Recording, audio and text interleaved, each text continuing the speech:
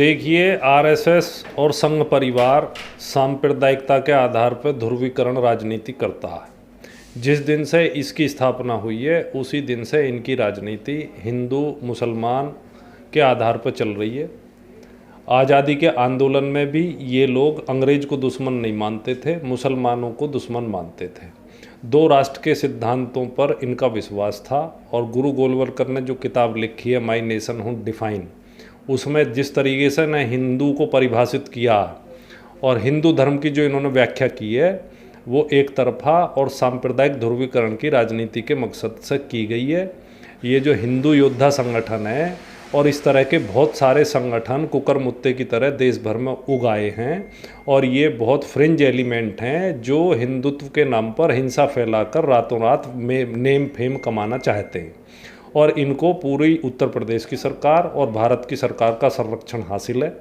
जहाँ कहीं भी सांप्रदायिक घटनाएं हुई हैं उनके खिलाफ, खासकर हिंदूवादी तत्वों के खिलाफ सरकार की तरफ से कोई सख्त कार्रवाई नहीं हुई है। हमारी जो सरकारें हैं उनकी मूक समर्थन इन लोगों को है और ये देश की एकता और अखंडता को छिन्न भिन्न करने का काम कर रहे हैं। हम इस घटना की घोर निंदा करते हैं और जिन लोगों ने ये घटना कारित की है उनके खिलाफ सख्त सख्त कार्रवाई होनी चाहिए। लेकिन यदि ये आरोपी दूसरे समुदाय से होते तो अब तक बुलडोजर चल जाता, क्या लग रहा है आपको? ये बुलडोजर की राजनीति के बारे में मैंने पहले भी ये बात रखी है कि ये जो हिंदुत्व की राजनीति करने के मकसद से और हिंदुत्व के लिए जो लोग अतिवाद को फैलाने के लिए उनके घरों पर बिल्डोजर चला के ये संदेश देना चाहते हैं कि हम हिंदुओं की सुरक्षा के लिए और हिंदुओं की रक्षा के लिए सब कुछ करने को तैयार हैं।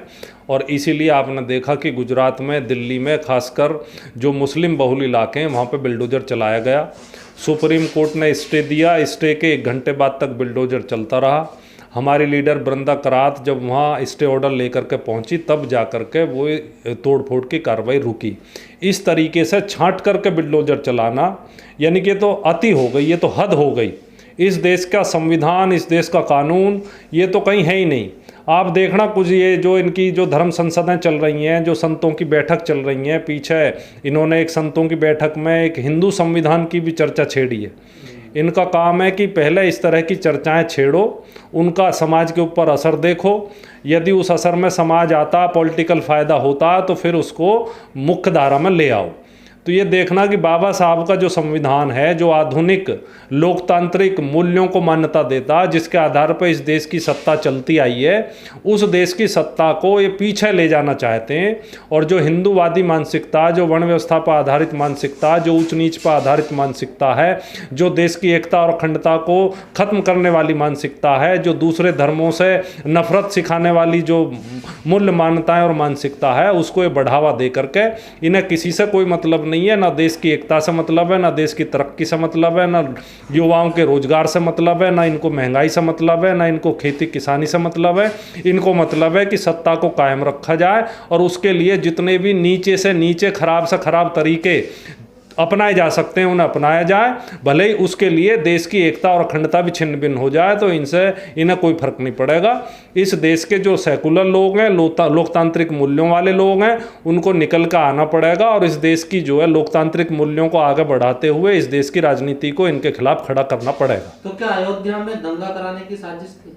बिल्कुल, ये इसी मकसद से किया गया। और उन्होंने जाहिर तौर पर जो लोग वहाँ मौके पर पकड़े गए हैं उन्होंने कहा कि कोई महेश मिश्रा नाम का मुख्य साजिशकर्ता है और हिंदू योद्धा संगठन कोई संगठन का नाम है जिसका नाम तो हमने आज ही सुना है। तो इन्होंने जानबूझ करके साजिश की है और ये जाहिर तौर पर कहा है कि हम जो दिल्ली की घटना से दुखी थे। तो जो बहुमत है, जो बहुसंख्यक है, जो इस देश में जो हिंदुओं की जो संस्कृति रही है, जिसमें सभी धर्मों के लोग इस देश में आते रहे, पारसी इस देश में आए, यहूदी इस देश में आए, ईसाई आए, मुसलमान आए, सबका इस देश ने पालन पोषण किया, स्वागत किया, मिली जुली संस्कृति पैदा हुई।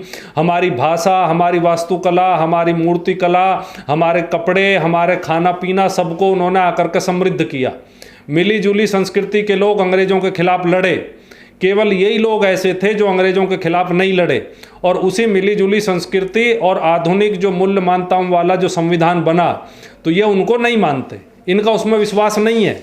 इनको तो इस देश को 2000 साल पीछे ले जाना चाहते हैं, और इस देश में जो इसका ताना बाना है, जो इस देश में सब तरह के लोग, सब तरह की कल्चर के लोग, जिसमें आदिवासी भी हैं, जिसमें दलित भी हैं, जिसमें पिछड़े भी हैं, जिसमें हजारों तरह के कलर हैं, उसे ख़त्म करना चाहते हैं।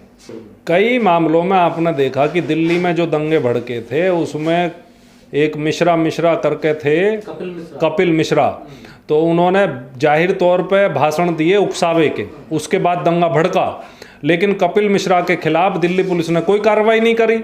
जो दंगे भड़कने के बाद वहाँ जाकर के शांति की बात कर रहे थे, लोकतंत्र की बात कर रहे थे, संविधान की बात कर रहे थे, उन्हें यूएपीए में बंद कर दिया।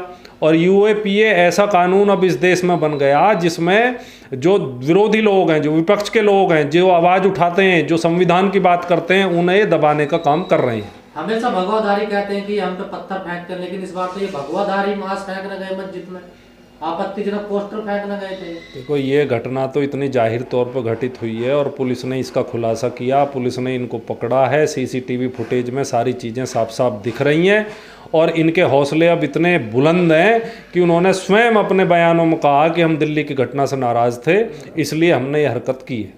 तो क्या सर इन पर यूएपीए लगेगा सर ऐसे कानून? मुझे तो नहीं लगता इन पे यूएपीए लगेगा। इन पे तो 295 ए लगाई है, और हो सकता है दूसरे समुदाय के यदि ऐसे ही तत्व होते तो उन पे यूएपीए लाजमी तौर पे लगता। यूएपीए तो उन जेएनयू के छात्रों पे भी लगा है जिन्होंने संविधान की और लोकतंत्र की और बात करी थी सीएए का विरोध करते हुए।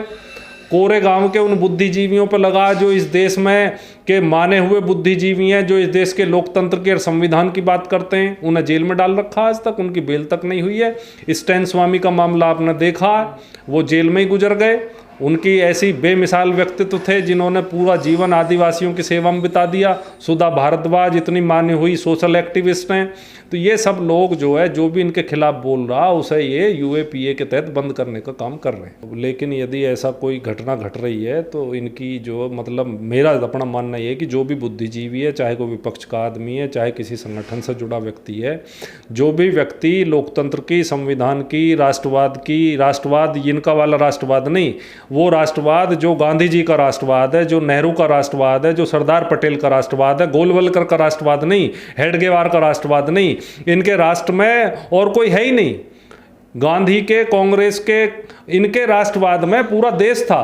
हिंदू मुसलमान मिलकर अंग्रेजों के खिलाफ लड़ा। तो इन पे तो सबसे बड़ा सवाल पूरी दुनिया में और देश में यही है कि ये मुसलमानों के खिलाफ नफरत फैलाते रहे और अंग्रेजों के साथ ये सहयोग करते रहे। सर ऐसे युवाओं को सह कहाँ से मिलती है, कहाँ से सीख मिलती है किस प्रकार के? भाई देख रहे हैं कि जो सांप्रदायिकता की भाषा बोलते हैं, जो झगड़े कराने की भाषा बोलते हैं, जो दंगे कराने की भाषा बोलते हैं, वो मिनिस्टर बन रहे हैं, वो मुख्यमंत्री बन रहे हैं। तो प्रेरणा मिलती है नई युवा पीढ़ी को और एक शॉर्टकट रास्ता भी मिलता है। अब हम जैसे जो सामाजिक कार्यकर्ता पिछले 20 वर्षों से लोगों के लिए 20 बार जेल चले गए, 20 बार मजदूरों की, किसानों की लड़ाई में लड़ते हुए जेल चले गए, ये तो लंबा रास्ता है। राजनीति समाज सेवा का रास्ता है और ये शॉर्टकट रास्ता है कि कोई सांप्रदायिक हिंसा में हिस्सा लो, दावा करो कि मैंने किया है, पूरा मीडिया में आपका नाम आएगा, पूरा देश आपको जान जाएगा, फिर कोई पार्टी आएगी आपको टिकट दे देगी, आप एमएलए भी बनोगे, फिर मिनिस्टर भी बनोगे। और उससे सर देश का, समाज का नुकसान तो होता है। तो ये तो उनकी कंसर्न ही नहीं है।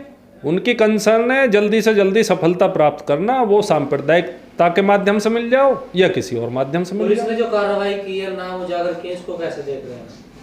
पुलिस की कार्रवाई ठीक रही है और पुलिस ने त्वरित कार्रवाई की है और इस मामले में इनको दंडित किया जाना चाहिए और यूएपीए भी इन पर लगनी चाहिए, क्योंकि ये जो देश को तोड़ने की, राष्ट्र को तोड़ने की और देशद्रोह की कार्रवाई है। हालांकि देशद्रोह की धारा उन्होंने आईपीसी की लगाई है, लेकिन इसमें जिस प्रकार से ये कार्रवाई कर रहे हैं तो ऐसे तत्वों को बख्शा नहीं जाना चाहिए, जिससे कि सबक मिले सबको कि भाई हम इस तरह के यदि घटिया काम करेंगे, देश को तोड़ने का काम करेंगे तो हमारे खिलाफ कार्रवाई हो सकती है।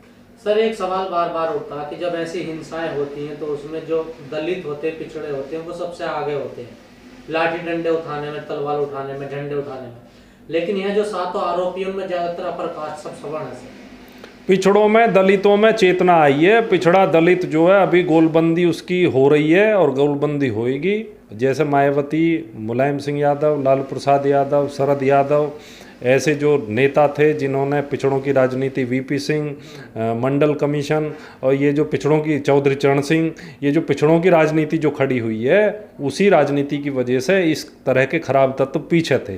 वो राजनीति फिर से खड़ी होनी चाहिए, और पिछड़ों की, दलितों की, आदिवासियों की राजनीति खड़ी होएगी तो देश भी मजबूत होएगा, लोकतंत्र भी मजबूत होएगा, संवैधानिक जो मूल्य मान्यताएं वो भी मजबूत होंगी। तो आप मानते पिछड़े दलित अब झंडे नहीं उठा रहे, इस प्रकार की घटना नहीं कर कम हो गए हैं, उनकी संख्या कम हो गई है।